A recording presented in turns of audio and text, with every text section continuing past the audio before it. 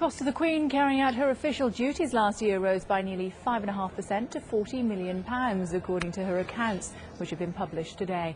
Let's take a look at them in a little bit more detail for you. Her total expenditure last year was £40 million, up 5.25%.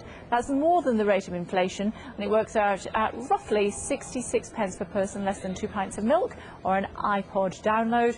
That's up 4 pence, though, on last year. Well, our royal correspondent Sarah Hughes is outside Buckingham Palace for us now, joins us live, as you can see. So she's costing us more, but presumably the royal family still think they're giving us value for money.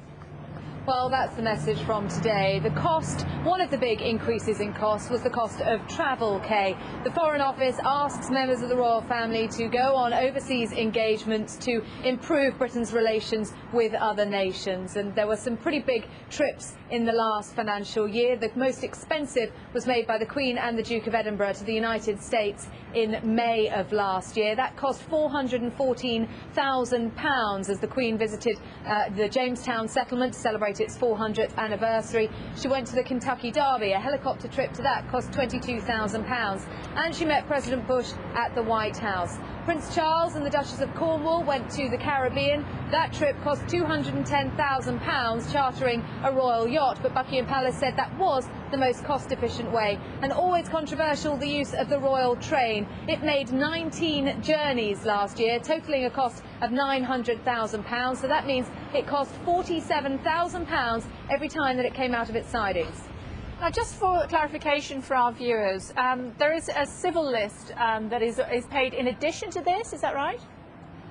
The civil list is paid. The civil list comes as part of these finances, but these costs that we were just talking about, the travel costs, are paid for by the taxpayer, because the Queen is going on business on behalf of the state, on behalf of the government. It's on the request of the Foreign Office. The Prince of Wales's finances are separate to this, because he is funded separately by the Duchy of Cornwall. The rest of the royal family are funded by the civil list, and that is what these finances are for.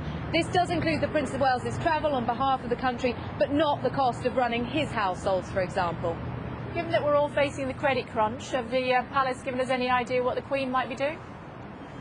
Well, we were told that fuel bills, like for the rest of us, for the Queen, are a big expense. But what she's been doing to try and reduce those fuel bills is purchasing her gas and electricity some months in advance, up to 9 months in advance, hoping that then they get a better deal. So far, that has worked, with electricity and gas falling by 11% and 26% respectively. OK, Sarah, thank you very much.